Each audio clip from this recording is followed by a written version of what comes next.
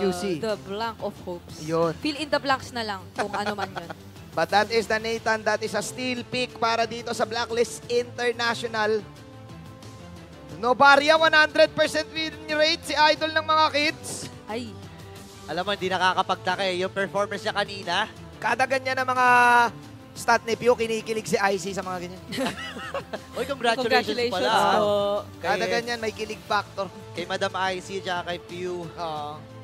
So, Flap Hero and Super Marco. Yung itong Barat, pwedeng flex ba? Pwede pa nga actually eh, no?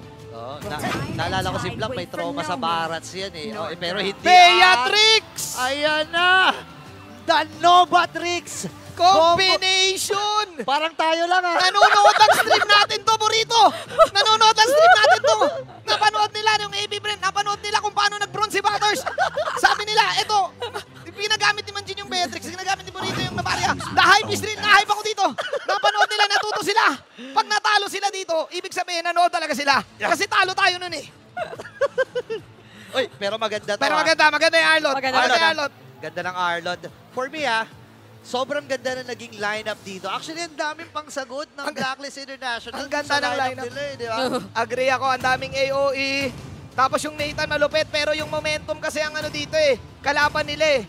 Kaya pa nilang i-reset dito yung sarili nila. Si Brigida, matanong kita Brigida, alam ko nag-compete ka eh. Kapag mga ganito ba na, zero to ka, anong mindset pa dito? What you think? What you think? Parang napaka-crucial ng magiging role ng pillar nyo dito kung nasa isang team kayo, yung pinaka-main shot caller nyo.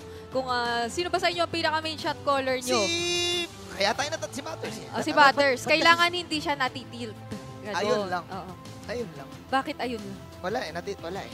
Alam mo na kung bakit. Anyways guys, moving on. Oh. Joke lang naman namin yon. Pero alam natin lahat na yung combo ng Novaria at Beatrix ay gumuguhit talaga. But then again, this is a paramis na ni Yue.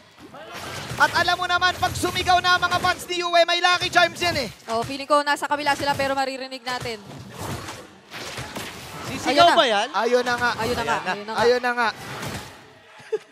Oh, di ba? Tingnan natin. Ayun na, binabanatan si Ogwen. Okay, Uy. pasok dito. Ay, sakit din pala ng damage talaga ng chip eh, no? Oh, may ano pa yan, meron siyang medyo unpredictable na magiging stun kapag ka nagkaroon siya ng sapat na stacks doon sa kanyang crash course na skill. And yung overtime din niya, which is yung pampabilis nga, pero grabe. Okay, galit na si Yue medyo may onting pag-amba together with Haji. So yung healing galing dito, plus Oasis, yung baka, alam nyo na yun. Kailangan din i-count ng Falcon AP Brand. So yung scaling up to the late game, medyo mataas din para sa Blacklist International. Pinapasok na ni Ogren dito eh, no? Oo. Actually, kung titingnan mo, may plano din kasi sila eh. Kasi si Kyle ay nandun. Iipitin ata nila, hindi tumama yung missiles. Super! And Kyle Gizzy with that first blood. May pag-agaw pa ng mga Green Caps. Ginanon-ganon lang ni Machine Gun Kelly lang. Oh, ni Super Marco. Napakabilis nung naging pag-rotate doon ng Falcon AP Brand. Pumabor pa na napalow nila sa mid lane agad si Haji. So nabawasan doon ng agap in terms of yung support at alalay na makukuha. Etong si Oheb. Nako, hindi na nila pinagalaw dito si Flap. Habang si Oheb naman at ninext binabato-bato lang dito ng Shield of Spirit. And crucial flicker, ladies and gentlemen. Sobra naman yung galawan na yun, pare. Oh. Crucial flicker, crucial almost kill. Pero kailangan pa rin na gawin ng Blacklist International yung mindset na sige, okay lang kasi wala namang flicker. Yeah. They will try to get the gold in the bottom side. Okay, tatlo dito sa third zone. Nagamit na rin yung Astral Echo. 4 members for Blacklist. Uy! Si Kyle, easy pa na makakuha noon. Pero lalaban nga ba sila? Nagamit na rin yung ultimate dito ni Kyle. Ipitin si Edward. Pasok flicker with the ultimate. Yun yung game changer. Yun yung game changer dun. Yung tinatawag na Netherrealm. Yeah. Napakaganda rin naman nung naging attempt doon from Blacklist International. Nakuha nila yung condition na napauwi at na-force nga out niya yung flicker dito ni Flap TZ. Pero in the end, napakaganda pa rin nung naging retribution Grabe doon yung netong si Kyle TZ. And yung mga nakikita natin Grabe. sa mid lane, ha? Double hila, Jutsu, nagkakahilaan. Inaantay pa nga ni Few na hilain siya. No? Oy, sabi niya, hilain mo ko. Grabe naman yun. Wait lang, pero si Ogwen na nakasilip dito. Any moment, pwede niya ilapag yung shortcut niya. Haji. Ay! Uy, Tagaw! Wow! Grabe, idol na mga kids. Ay, Walang vision yun ha. Walang vision. Napanood ka! Napanood yung nabarya mo! Napanood yung nabarya mo, Brits! Ganun na ganun ako gumalaw eh. ayun. Sana ganun ka gumalaw! Sana pala, mali-mali pala yung pag-construct ko ng word. Sana ganun ako gumalaw. Yung mga ibang nandun nabarya main dyan, natuto na ng mga galaw. Oy. Yun. Overwhelming yung information na meron talaga. My God. Natuto talaga sila sa inyo. It's all about the At info. ang ano lang, yung chip nila sobrang na-maximize. It's all about the info, no? Yung roamer nila dito. So, ang nakukuha ko dito, yung info kasi ng Vision, nagagamit ng AP Friend. Pero kasi ang call ko dito sa Blacklist, yung scaling nila late game, Yeah. para sa akin hindi, pantay lang pala. Pantay lang yung sakit. Yeah, halos pantay lang talaga. Pero ang isa sa mga worry mo dito, pagdating ng late game, yung Nova Tricks na snipe, pwedeng agad-agarang magamit yung Netherrealm eh. And yun yung magiging go signal sa kanila if ever. Pero maya-maya pa naman natin nabang. Kasi maaga pa, 4 minutes pa lang.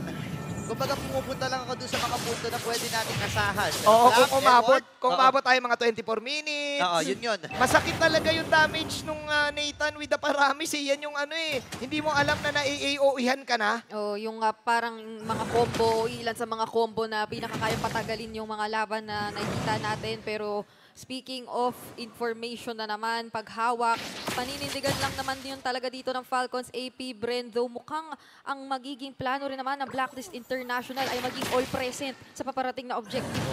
10K, ang buhay ng Turtle. Set up muna dito kay Nahaji. Yung info! Na-info ka na naman, pwedeng tawagin, ay lapag na uli dito yung shortcut. And libre na naman ang pagong para dito sa Falcons AP Bren. Oh my G. It's another almost 2K gold lead sa first 5 minutes ng laro na pumapabor sa Hive. Nilaban yata ito. 1v1 ha, Sensui versus Ogen. Pero makunat talaga eh, no? Ang kuna talaga ng chip na yan. Ano ba yan? Makunat, may heal pa yan ha. Oh, wait lang, trophy. Oy! Ang bilis talaga ng daliri. Oo, ni... Pindotables eh. Pindotables mula kay Oheb. Ako, ang call ko lang talaga dito, tiis pogi. Kung Oo. ikaw ay part ng agents, tiis ganda at tiis pogi teknika dito. Oh, parang nakakita naman natin yun from Sensui. Naghintay talaga siya ng timing bago mag-engage katulad nito. Oh. Okay, tatawagin ba yung mga tropa? Hindi, wala pa na siyang buti. Pero yun na naman yung version. Edward versus 2. Nakakatakas pa siya, nabugahan na doon. So, Timur. Oh my gosh! TikTok play! Mula kay Black TZ, pasag pa yung Torre sa baba. Pwede i-upload. Tiktukan pala yon. Dati kasi pang YouTube eh. Pang TikTok. Pan-TikTok na eh. Nung mga panahon mo, Borit, pang YouTube. Hindi, naabutan ko yung TikTok. TikTok gamers. Basag yung tower sa bottom side. And remember, na-mention ni Bridge yung info overload ng AP Bren. Kapag walang tao dun sa vicinity, go sila. Classic move eh, no? Yeah, parang gusto naman mag-attempt talaga ng Blacklist International na hintayin lang yung mga tamang opportunities and timings. Nakita natin kanina na hindi rin naman sila nagfo-force out agad-agad ng mga teamfights kapag meron pang threat nung shortcut at kapag nakatayo pa yung shortcut na nailapag previously. Pero yung mga ganoong sitwasyon katulad na lamang ng kanina na ang AP Bren or Falcons AP Bren ang magbibigla ay hindi na mabasta-bastang masagot ng Blacklist International katulad na lang nito pero mag-attempt sila. Okay, dito yung sagot. Haji, pakagalawin ba nila si Super Mago na hatak din ang UA with a kill. Magandang pagbawi ito para sa Blacklist International. Si UA naroon din. Edward for the follow-up. Bad beats na si Kuya Haji Bira ka makakita ng mga ganong move. Kinomit na ni Haji din dito yung kanyang ultimate just to get the Beatrix and it was worth it. Okay. Oh! Pinagsasapak na naman ni Flap TZ. Wow! Wala na rin akong masabi, favorites. Parehas tayo. Sabay na lang natin panoorin. Parang ang sarap na lang talaga.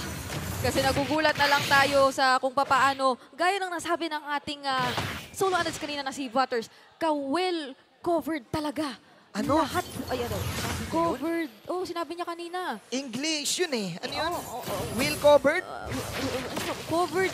Covered everything. Oh. Basta yun yung meaning nun. Oh, sabi niya. And I agree with that kasi ito yung vintage vintage AP Bren as much as we would like to put our shoes dito sa nararamdaman ng Blacklist International, ang hirap din kasing tansyahin paano sila makakawala dito eh. Kasi parang nila-lockdown talaga lahat ng opportunity. Oo. kino-close yung gap eh. And yun naman talaga yung dapat mong gawin kapag may mga gantong klaseng hero. Ako, kunyari, Nathan, alam natin na item dependence yan. So yun talaga, yung naging solusyon ng Falcons AP, Bren. Ipitin kagad natin, gamitin natin yung kits na meron tayo. Diyan yung shortcut. Nahihirapan ang Blacklist International dito. At alam ko, si somewhere out there, si Coach Ocho G ay nanonood at ang comment niya dito, napa-PM siya eh. Napa-PM siya eh. Beautiful MLBB kasi it's all about the macro para sa side ng Falcons sa EP, Brent. Isipin mo naman, up to this 8-minute mark ay 4-2 pa rin ang nakikita nating kill score. Na from the past 3 games ay no-observe lang talaga natin na ang Falcons AP, Brent, inuunti-unti na lang tayo na hindi natin namamalayan from one side turret to another tapos paliliitin na lang ng paliliitin ng tuluyan yung mapa ng Blacklist International. Ganoon ulit yung nakikita nating ginagawa nilang kwento in this game. It's the same situation. It's the same story. But the only difference is mas may survivability sila with the Faramis. Mas mahaba yung team fight ng Blacklist International. Kumbaga kung 5-on-5 Royal Rumble, pwede natin gawing imbis na 5 sila, pwedeng 10 sila kasi nga may secondary life doon sa Netherrealm. Pero kita na naman sila doon. Mag-a-attempt pa dito ang Blacklist. Info man. The F-Cap Vision Overload. Oo, info man. Ngayon, hahabol ang Blacklist. Let's see. Sumisilip lamang sila. Reset para dito sa Falcons. 9 minutes into our game. 4.6k gold lead. Nagtatabi-tabi ang Blacklist. Getting ready for this Lord attempt. Unahin si Ogwen. Poke lang muna ata to. Pero okay! Masakit na Ogwen. Nagamit na rin niya yung kanyang breaker. 5-man ito. Kailangang humabol. Pero si Blacklist sumisilip. Wala pa. Wala pa. Wala pa muna. Ay, ayun na nga. Dito na. Sabi ko wala pa. Wala pa. Easy ka lang, Bridge. Wala pa eh. Kanina, alam mo nandyan siya kanina kasi tinitignan ko. Kanina lang, inaangat niya yung bot eh. Oo, pero... Sabi ko kahit hindi nga siya masyadong sumunod kasi mayroon namang shortcut. May pero shortcut. nandito pa rin talaga siya. Si Ogwen. Si Ogwen ba yun? Si Flap TZ. Si Flap TZ naka-ready. Actually, walang nangyari. In-expect natin mag-Lord fight. Yung friend ni Lord lang. Right after nung Astro Echo, nagdalawang isip na rin dito ang Blacklist International kasi wala silang vision doon sa may taas na bush. Wala silang vision doon sa may pixel, sa may bush na yon. And ayaw naman nila siyempre isugal. Lalo na level 1 Lord pa lang naman yung paglalabanan. Hindi pa yun yung Luminous, hindi pa yun yung dumadamba. So kayang-kaya pang depensa nito ng Blacklist. Parang ang tricky lang din talagang isipin dahil kung wala kang information na nagsisplit si Flap TV, merong threat na makakasunod siya agad dahil may shortcut. Pero at the same time, pwede rin siya yung isa sa mga pinakamanggulat. And given na napakataas ng damage output na meron siya dito, also securing the Malefic Roar, hindi mo yun gugustuhin bilang front ng Blacklist International dahil kinakailangan talaga ay makapagharap or makapag-serve ka talaga as yung front nila in this kind of situation. At lalo pa ngayon na merong Lord na nagmamarcha sa bottom lane, kinakailangan talaga na ma-depensahan ng maigi na Blacklist yung mga crucial heroes nila. Gumuguhit na yung Novaria. Yung Novaria ba yun? Yung Bea? Yung Novaria? Novaria pati Bea. Okay, pasok si Ogwen dito. Tatawagin niya ba yung tropa? Hindi. Isasakalang na niya yung kanyang sarili. Sensui nakalabas din. Ogwen with the kill. Ay, sorry, that's OF. OF with the kill. Nawala si Ogwen. This is the defense ng Blacklist International. In layman's term, tiis, pogi talaga. Kasi lumiit na ulit yung mapa. Yung win condition nila kanina na pagkuha ng mga iba't ibang objective, totally blocked. Ang daming portals, yung mga portal na yan. Sa bawat sulok ng mapa. Oy, nag-attempt si OF! Ako, napalalim ba? Flicker nagamit din. Yung sniper dito mama, pero si Flap pinagtulong-tulungan ng 5 members mula sa Blacklist. May hinga pa, may hinga pa. May onting tibok kapag tumibok ang puso. Tsaka ano sila dun, mas kampante sila doon umangat kahit pa paano given na kaka-respond lang din naman ni Ogwen na na-pick off nila earlier and kaka-pick up lang ng Holy Crystal na rito ni Oheb. So, mas acknowledge na nila yung damage output na pwede nilang i-dish out considering na may advantage sila clearly bago sila maghanap ng mga engages. Pero katulad na lamang ng kanina, hindi nila pwede ring i-risk na ganoon na lang nakakagulat yung magiging pasok dito ni Flap TZ. Pero nakakuha naman nila yung kill nonetheless. Pero kung naging 5v5 situation, ay talagang mas matimbang yung mga kinakailangan i-consider dito ng Blacklist International. Kasi nilima nila si Flap TZ eh, no? So, doon pa lang, na measure na ng Blacklist, wait, may damage na tayo. Sinabi din to ni Burrito kanina na kailangan mo, ini-imagine mo na yung late game eh. At doon nag-invest ang Blacklist International. Tiis lang muna, hintayin natin yung Holy Crystal, ang taas na ng damage ni Oheb, kaya din confident siya kanina na mag-entropy in, tines yung damage, at yun, nawala si Flap TZ. So kung ikaw ang AP Bren, Falcon sa AP Bren, respeto na to. Re-respetuhin mo na yung damage ng Blacklist International. Yun na lang yung kailangan mong gawin eh. Kasi kung extended teamfight, naku po, andun na naman yung FCAP Vision Overload. Yung info kasi. Yung info, man. Kung may pares overload, ayun na. Ay, good, Nova Tricks. Atras muna kagad si Edward. Makukulangan sila lang isang members dito if ever mo pa-TP out. Itong si Agent Zero. Uso pa naman mga overload, info overload, men. Oo, yun talaga yung magiging plano nila dito. Sa sobrang dami nilang makukuha information. Tapos yung pagkakatama palagi nung Star Shatter, maging runners up pati mula kina Super Marco. The mere fact na may napauwi na silang isa. Mukhang ginugo na nga nila itong Lord, pero maging ang Blacklist, gusto yatang ilaban. Look at the minimap, may 1v1 na nangyari. Sa may baba, meron. Pwedeng tawagin. Nagamit na rin actually ni Ogwen yung kanyang shortcut. Yeah.